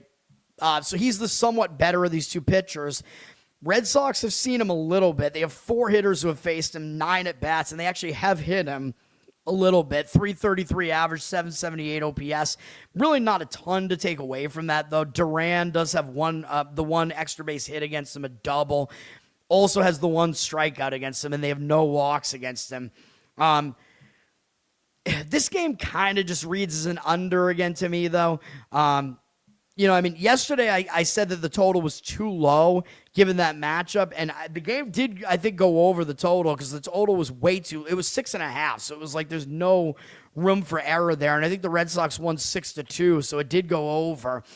Even though the game yesterday really kind of played like an under, though. This game 7.5 is the total. It's heavily juiced, 7 out there at some of the books. Money is backing the under. 72% of tickets on the over, 56% of the cash on the under. I somewhat agree with it, but I have some issues with both pitchers here. I mean, they both had bad outings in their last outing. So they're, especially early is just not in good form right now. So that does concern me. Hancock's matchup numbers worry me a little bit, although it's a very small sample. Seattle's around minus 120 something here, and the money is backing the Red Sox. 62% of tickets, 55% of the cash on Seattle. So they're a public side with the money backing the Red Sox. Seems like the money is backing the Red Sox a lot this season. Like, yeah, we get it. The Red Sox, based on the talent level they have, they're not as bad as their record looks. Yeah, that's true, but I'm not convinced the Red Sox are going to win this game. But an under, maybe is worth considering there. Definitely not going to be anything on my card, though. Baltimore at the Dodgers. This game, I said Dodgers over team total yesterday. They landed right on 6, so I don't know if they made it or not there. Probably depended on the number you could get. I mean, obviously, it always depends on the number you get. Dodgers won that game yesterday 6-5. Dodgers do have a bit more of an advantage in this game than they did yesterday, though, because they have a better pitcher on the mound than Sasaki. Dodgers used 4 relief pitchers yesterday. Baltimore also used 4. Dodgers are the better bullpen. They're ranked 5th, although their ERA, a little bit questionable. They had a little bit of a blip over the last couple of weeks, but kind of returning to form a little bit here. Orioles 17th. Their bullpen is bad, though. They're like a bottom 10 bullpen. They're not good. Dodgers are number 1 in offense still. Orioles number 15. So both offenses have been at least decent. Dodgers obviously are pretty elite in that department. Even with injuries, they still hit well. Trevor Rogers is pitching for Baltimore. He is not doing well. 5.86 ERA, 1.45 whip. He's been particularly bad on the road. 6.64 road ERA. Not good here. He's been better this month a little bit. He's allowed 3 or fewer earned runs in all of his starts here, but they were against the Red Sox, Seattle, and San Diego. Seattle's the best offense out of those 3, and that was his weakest of the 3 starts. Dodgers are a different animal, man, especially Boston, San Diego. Those are really bad offenses. He's going to have to step it up to face the Dodgers here. He has not faced an offense like this since facing the Yankees earlier in May, and he was not good in that start. So do I think Rogers is going to pitch well here? Rogers versus the Dodgers? No, I do not. The Dodgers have 39 at-bats against them, 308 average, 819 OPS, 11-3 strikeout walk ratio is fine, but the rest of these numbers not great. So yes, I expect the Dodgers to get some runs here. Dodgers are going with Yoshinobu Yamamoto. He's obviously the better pitcher here. 2.52 ERA, 0.84 whip. He is a little bit worse at home, 2.84 ERA, although that's obviously not bad. Yamamoto, possibly he's in a little bit of a letdown here because he took a no-hitter into the 9th inning last time. Actually, I think it was a perfect game, actually, into the 9th inning because he didn't walk anybody against the White Sox. So he had a perfect game into the 9th inning and allowed a home run and lost the perfect game. I think he got 1 out in the 9th inning and then allowed a home run, and then they took him out. Brutal. So sometimes, when a pitcher does that and they're on the verge of history like that, sometimes they will be in a letdown spot after that. So I don't love backing Yamamoto after that. It was also the most pitches he's thrown in any start this year, although it wasn't that much more than he's thrown in some of these other starts. And he still pitched really well over the course of the whole season. He's allowed more than 3 earned runs only once. Got a really low hit rate. His strikeout rate is decent. Low walk rate as well. We know he's good, so I don't really want to bank on him pitching poorly, but I do think he'll regress a little bit from what he did in his last outing. Numbers against Baltimore are pretty dominant, though, in 30 at-bats, 10 strikeouts. 5 walks isn't that great, though. 133 average, 490 OPS. They only have 1 extra base hit, which is a home run from Jackson Holliday, the son of Matt Holliday, former Colorado Rocky. Yeah, I mean, I would still think Yamamoto will still pitch pretty well here, though. But if you want the Dodgers, you're paying for it. Dodgers plus, I believe, the World Series MVP from last year, Yamamoto, to minus 270, minus 260 something is the price here. You can't do that. 95% of the tickets, 89% of the cash on the Dodgers. So the money's actually fading the Dodgers here. I would not want to back Baltimore either here, though. The money is also backing the over. The total's at 8. I think, again, broken record, but I think the way to look at this game might just be to go Dodgers over their team total. Then, whether or not Yamamoto's in a letdown spot, you get to put that out of the equation. Just go with the Dodgers to score runs here. That might be the approach. You'll probably need them to get 6 runs again here, though. But they're capable of doing it. They did it yesterday, barely.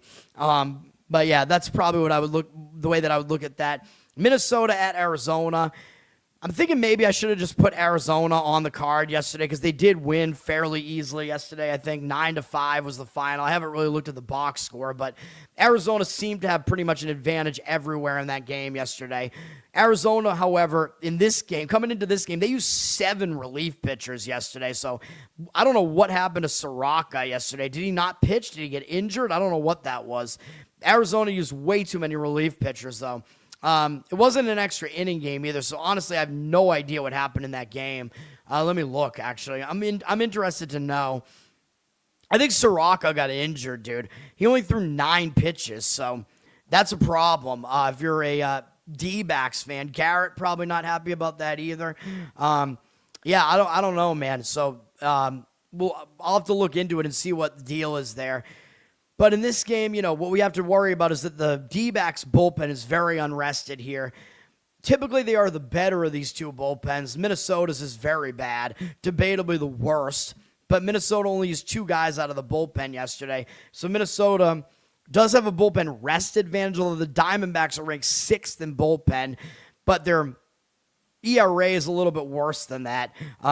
Still, they're better than Minnesota, who has the worst bullpen ERA in baseball, and they're ranked dead last. I mean, they're tied in WHIP with the Reds. So yeah, Minnesota's the worst bullpen in baseball right now.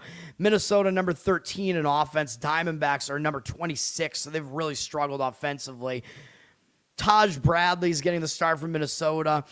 He's definitely regressed after he was hot at the beginning of the season. I don't want to talk about it because he's done damage to my bankroll, or at least damage, to what we've tried to do on the show. 4.14 ERA, 1.34 WHIP. Not good. Not a good WHIP. His ERA on the road, 4.39. Not excellent there either. Struggled this month, 15-9 strikeout walk ratio. That's not good, although he was better in his last outing against St. Louis.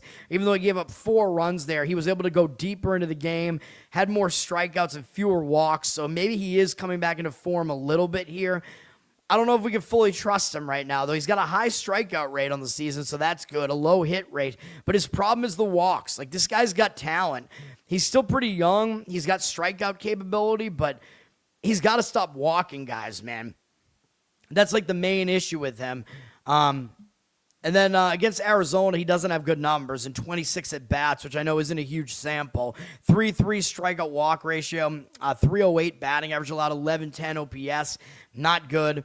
He'll be going up against Zach Gallen, who is not having a good season at all for Arizona. 5.35 ERA, 1.53 WHIP is really bad. He's good at home, though, with 3.65 home ERA. He is way worse on the road for whatever reason. He's been still not really that good this month, though. He had an okay start last time out at Cincinnati. A couple of starts prior to that wasn't very good. 8-5 strikeout walk ratio this month with 24 hits allowed in 16 1/3 innings. That's not good. He's been way too hittable, and his strikeout rate is way down. Something very, very wrong with him. That's been the case over the course of the whole season. His hit rate is way too high. His walk rate is okay, and his strikeout rate is way too low. Or strikeout rate, is way too low. So, yeah, not a lot to like here with him other than the fact that Minnesota hasn't done much damage against him in the past. Minnesota only has 5 hitters who have faced him, 29 at-bats, 1 extra base hit, which is a Buxton home run. They have 5 strikeouts, no walks, 207 average, 517 OPS. So maybe he matches up okay here, and he is in the better of his splits here at the very least. I mean, I would be hesitant to want to back Arizona here. I think if you back Arizona, I think if you back either team here, you want to avoid the bullpens. I mean, I don't see any way to play either of these bullpens here. Arizona's around -130 on the full game, 66% of tickets, 77% of the cash on them.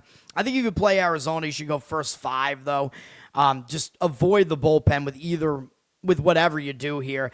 Or you could play the full game over. The total's at 9. 71% of tickets, 88% of the cash on the over. I don't disagree with an over here. Both bullpens are in bad. Like, the one bullpen is bad and the other one sets up poorly in this game. And both starters are both starters are definitely questionable at the very least. So an over does make some sense there in that one. And that's it for baseball here. All right. Let me see here. We got WNBA here, 3 WNBA games. Afternoon game is a quick rematch between Indiana and Atlanta on ABC. Indiana won the first matchup this season, and Atlanta bounced back and won at Indiana last time out by 7. Now, I liked Atlanta in that game because the first matchup these teams had was a little bit misleading. I thought they would bounce back, playing in the same arena, too. The setup was decent. Indiana was able to get the win there. Atlanta was able to get the win there. Now they're playing each other again in Atlanta, so it does look like it could be one of those road reversal spots where now Indiana is the team that zigzags and comes back and plays better in this one. So I wouldn't really disagree with Indiana here, but you got to dig into the box score here and see what happened in this last game. And, was it an outlier or anything? Well, Atlanta won the rebound battle by 4. Indiana did turn the ball over a lot, so they might be able to clean that up a little bit. Indiana did shoot really well from 3. They took more. They took fewer threes, but they hit more. They hit 47% of their threes, so you got to think that's going to regress. Indiana's not going to shoot as well from 3. Both teams shot well from the field, 54% for Atlanta, 56% from Indiana. Usually Atlanta's a good defense, too, so both offenses do have some room to regress here. Both teams hit more of their field goals than you would expect. Indiana hit more threes than you would think based on how many they took. And both teams went to the line a lot. Atlanta went to the line 35 times, Indiana 29 times. So there were a lot of free throw attempts in this game. So that also skewed the game more towards the over here. So given all that, I think more regression points line up for this game to be an under this time rather than the side. Although I do think there is some argument for the zigzag for Indiana here, but I don't like that Indiana might regress. The biggest regression point might be Indiana's 3-point percentage. So I don't really want Indiana here. Now, Indiana was a 1.5-point underdog in that game. That was at home. So the odds makers are telling you Atlanta's the better team, but Atlanta is laying 5.5 here. The money is backing Indiana, 82% of tickets, 90% of the cash on them.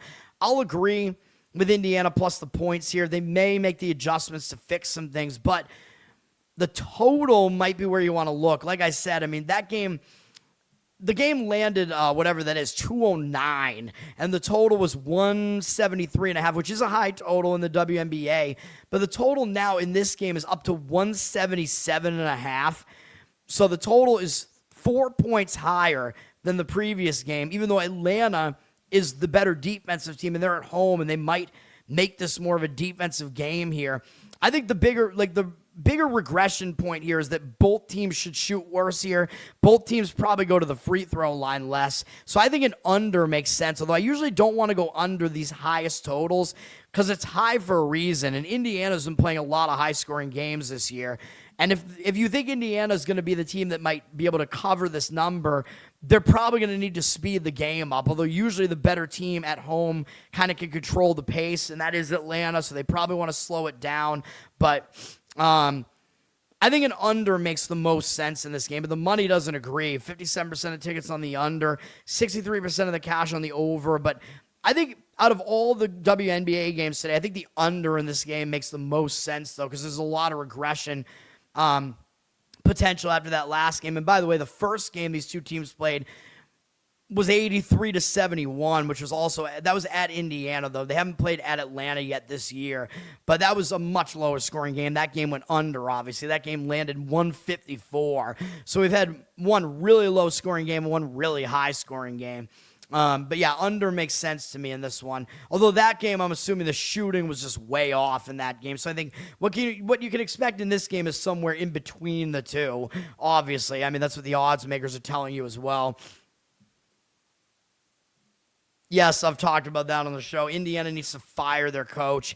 I don't know what Indiana is doing here. They need to just unleash Clark. The league also is just beating up Clark. Like, the opposing players just intentionally injure her. Seattle at Phoenix, also on ABC. People are going to look at this and say, well, Phoenix, they're 4-12, and Seattle is 3-13, only one game worse. How is Phoenix laying 7.5 here, right? Like, I think the public's going to look at this and think that line makes absolutely no sense. But the odds makers are telling you Phoenix is way better than Seattle. Seattle's one of the worst teams in the league. Phoenix is better than the record would indicate because they face a really difficult schedule this year. Phoenix is coming off a difficult game against Vegas, but they're staying at home. They did lose that game by double digits. I think Phoenix is probably the right side here. They did go to Seattle and win only by 4. But if you dive into this box score a little bit, Phoenix was favored by 7.5 in that game when the game went off on the road. And Phoenix is the same here. They're 7.5 here at home now. So if they were 7.5 on the road, they should be more than 7.5 at home, you know? So it looks like there's some value here. The money is all over Phoenix here. 71% of tickets on Seattle, 77% of the cash on Phoenix. I would look for Phoenix here. I would try to lay the 7 if you can find a 7 out there, although it looks like it's mostly the sharper books that have the lower number of 7, though. But I don't know if that's really a sharp lean, really, though. I think it's more that just the more public books tend to just juice the favorite, though, in most cases. That's just the way that it is. If you look at this game, though, Phoenix won the rebound battle by double digits in the previous game. Phoenix only hit 3 3-pointers in the game. And I think we lost on this game. I think we laid the points with Phoenix in this one. It was a bullshit loss. They hit 14% of their threes and only hit 3 threes.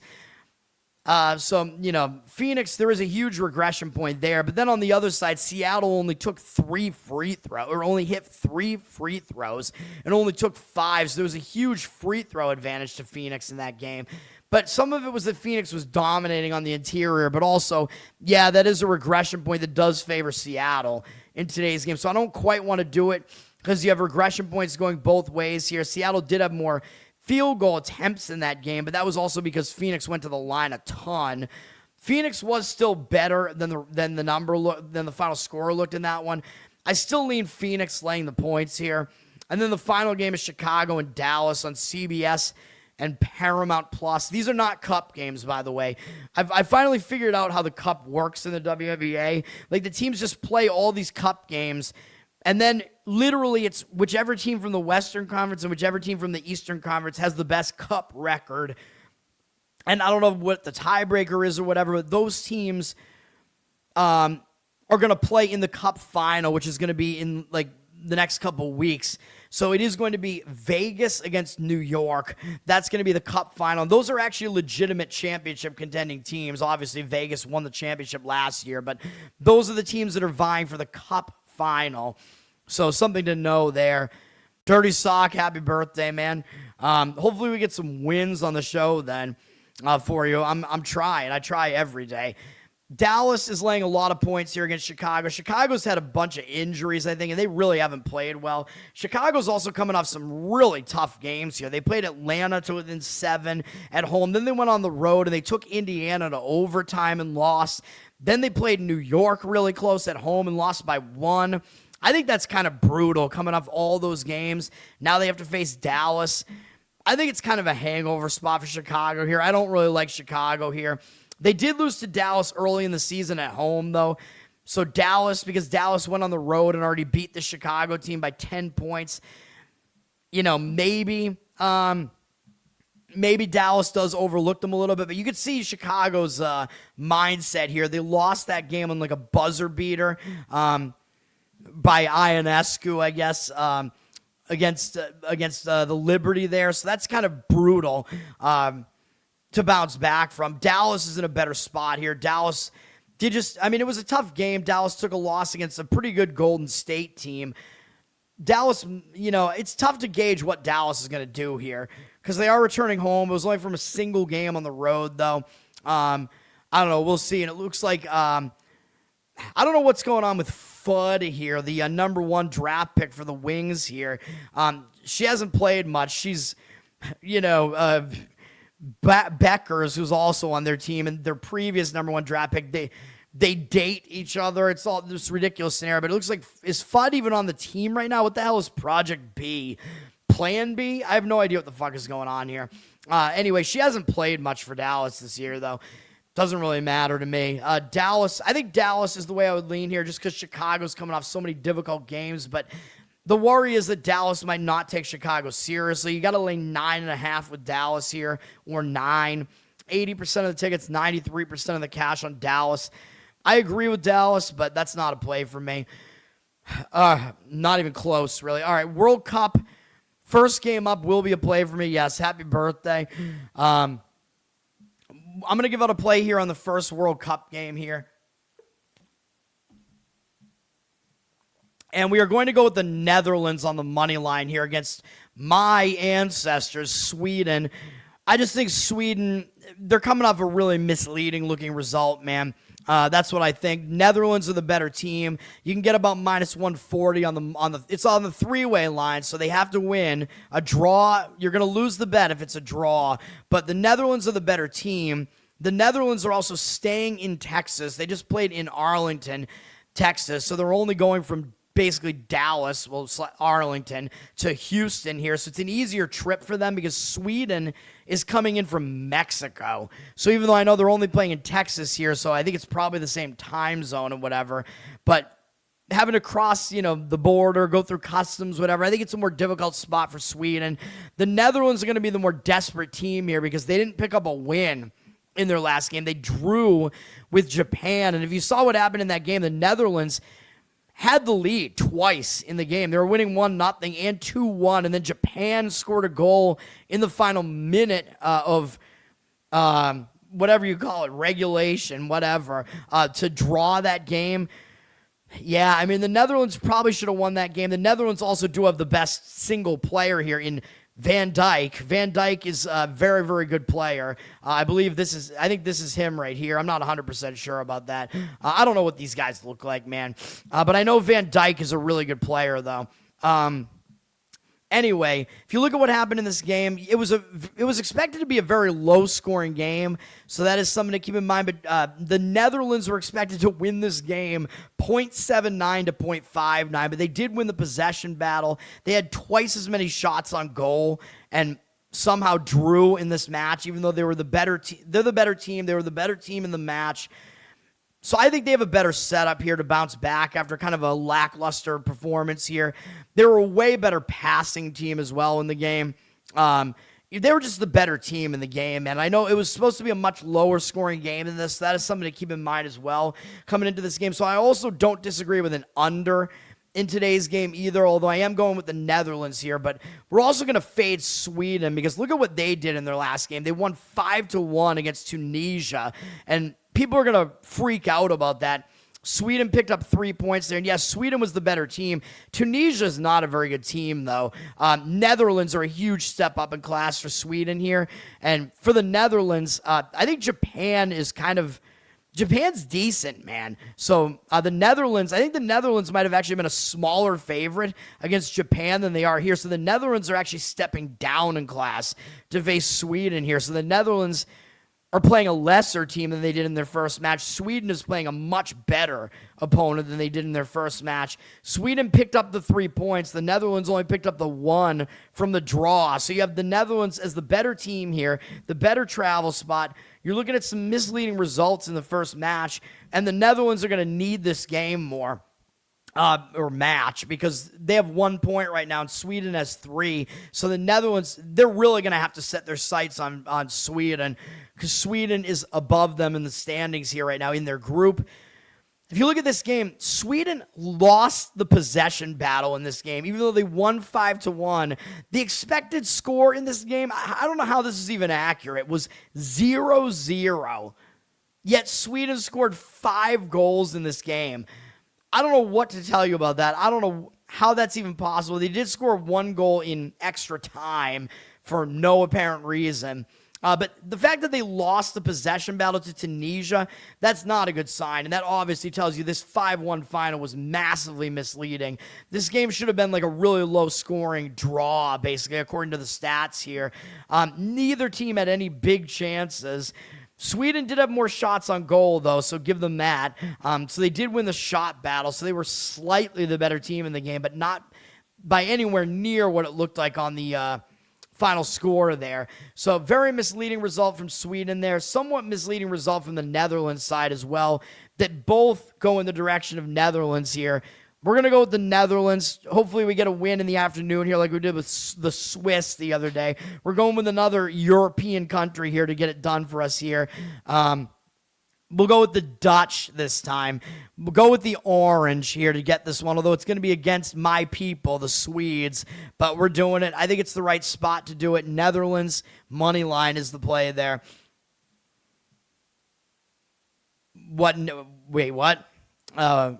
The WNBA locker rooms, you mean? Yes, sir. All right, Germany and Ivory Coast. Germany's a minus 195 favorite here. Saab said that he's playing, I think it was Ivory Coast plus the half goal, I think is what he said. I don't know what the price, you probably get plus money on that if you do that. I don't necessarily disagree. I mean, Germany's coming off a really easy match, man. I mean, they had the biggest blowout in the first game out of anybody against Curacao, who I don't even think Curaçao's not even a country. Like they're a Dutch territory, I'm pretty sure. I don't know why they have their own soccer team. That game was in Houston, by the way. Today's game is in Toronto. So Germany is having to travel from Houston up through customs into Toronto, so that's not that easy. Although Ivory Coast is coming from beating Ecuador. That was a much more difficult match. Ecuador is a solid team. That was a close match. I told you, I showed you the odds on that game. I think Ecuador is a very slight favorite in that one. Both teams were plus money on the three-way line in that one. And if we look at this match, Ivory Coast was expected to win about 1.5-1 here, although Ecuador actually won the possession battle, but Ivory Coast got more shots off in the game, so they did outplay Ecuador, not by much, but they won the game 1-0, which isn't exactly misleading, at least. It was a close match, though, statistically, as expected. Ivory Coast scored right at the end to break the 0-0 draw there and get the win. So it was close. It was almost a 0-0 draw in that one. And Ivory Coast, where was their game? I like to look at what the travel spot was here. This game was in Pennsylvania, in Philadelphia. So Ivory Coast does have a little bit of a travel edge here, going from Philly to Toronto rather than Germany coming up from Houston. So, yeah, I actually don't necessarily disagree with the Ivory Coast here. I mean, Germany looked way too good in that first game. Germany has not been tested at all yet. Ivory Coast has been battle-tested a little bit in facing Ecuador, although Germany's better than Ecuador. So we'll see what happens. I slightly lean to Ivory Coast, but, not going to be a play from me. So, do with that information what you want. Ivory Coast flag identical to Ireland. It isn't. It's reversed from the Ireland flag. Ireland has green on the left.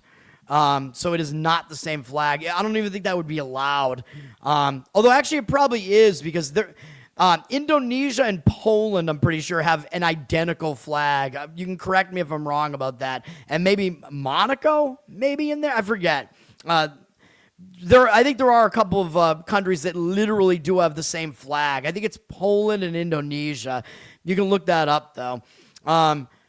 Ecuador and Curacao. Ecuador is a massive favorite here, minus 750. Curacao, like I said, I think they're the worst club in this entire tournament. I don't think they're going to get a point in this whole thing. I think they're going to lose every single match.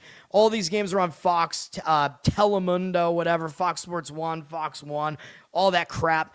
This game is in Kansas City.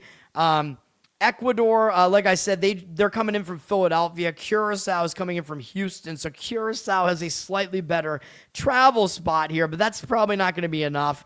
This is in Geha Field. There you go, Geha. I don't know what that is. It's Arrowhead Stadium. I don't know why it's Geha Field. It's because Travis Kelce is gay. I have no idea. I don't know, but Ecuador obviously should win. I mean, I don't really see a way to really attack this game. I mean, Curacao is coming off an embarrassing loss, though, so you got to think they're going to at least probably somewhat tighten up their defense, so I don't really want to go with Ecuador over their team total or something like that here. I don't know, but Ecuador should win this game. It's not a game that I really would want to get involved in, but that's going to do it. Netherlands, by the way, as I was saying, I think the under makes sense in Netherlands, Sweden as well, because you're looking at Netherlands coming off a 4-goal match and Sweden coming off of a 5-1 match, and the expected goals in those games were basically like 1 and 0. So an under makes sense in Netherlands, Sweden as well, but I know I'm going with the Netherlands to pull off the win there, which hopefully they can get it done, but I do like the under in that one. But the way that you'd have to attack that, the only number that I could see out there, you might be able to find an alt line somewhere to try to get it under a bigger number. The only thing that I saw was under 2.5 at plus money. And I'm like, yeah, but, under 2.5 at like some big minus, under 2.5 at plus money is what it was. Yeah, but I was like, no, I want to go under like 3.5 and pay a little bit more of a price for it. You know what I mean? Like I'll pay minus money to get it, or under 3, I should say. Like I'd pay minus money to get it under 3, but every book had 2.5 at various prices. So I didn't really want to do it. And the majority of games I think have gone over that. I'm not sure. The majority of games have seen both teams score at the very least though. But I don't know. I mean, also the second match I think is less under conducive than the first match. The first match, teams can come in cold, whatever. Maybe I'm wrong about that many games going over, but I think the first match would be more under conducive, although both these teams still went over in their first match. You could also look at Sweden under their team total, but you're going to need them to get blanked in the game. Like if you do that, they could. It's possible they don't score anything here because their offense, they put up 5 goals in their first game, and it was extremely misleading. Their offense really did not do much. So they did get some shots off, but still. Sweden to go under a half goal makes some sense in that game too. But again, a fluke goal can just end that bet, so I don't really want to do that. It's Indonesia and Monaco. What about Poland? Is Poland's flipped or something? Romania and Chad, I think there's some difference between those. I think Romania and Chad, I think one of them has a wider flag than the other or something. I don't know. I used to know flags. I don't really remember, though. I got Romania's flag right on Jeopardy last night, and none of the contestants got it. I'm like, you morons. Yeah, Israel has the flag of Satan. All right, that's going to do it. I don't want to get the show nuked here or whatever, this channel. The plays today are Milwaukee and Atlanta under in baseball. You might have to go under 7 on that, but I found a 7.5 at that one book that is the book that took over ESPN's book, if you know what I mean. The scoreboard book. And then Mets and Philadelphia also under the 7.5. That's easier to find the 7.5 on that one. World Cup, Netherlands, money line. Those are my plays today. That's gonna do it. Let's have a winning day, man. We need to get the soccer game right because if we don't get it right, I'm gonna be down. Even though we won with Switzerland the other day, if we get this one wrong because they're both favorites, we're gonna be in a hole in soccer, and I don't want that. Every sport that I have right now is in plus money territory right now, including UFC. So we need to keep it that way, man. So got to try to do it. That's going to do it for me today. Learn to Toad on Twitter. Learn to Toad on Instagram. Like and subscribe to the channel here. Tell everybody about it. Let's get to 500 here. Come on, man. Let's keep this thing going. We're hot right now. I mean, if you like money, you should at least listen here. Although yesterday was a 1-1 day, you know, it is what it is. We're 8-1 over the last 4 days, though, so there is that. And you see the run we're on the last 77 days, 123, 62, and 7. That's close to 67%. And only one of the plays was more than like a minus 140 something favorite, and that was the Switzerland play the other day. But that's just the way that you have to attack soccer. So we're not playing these huge money line favorites or anything here. You know how we do it.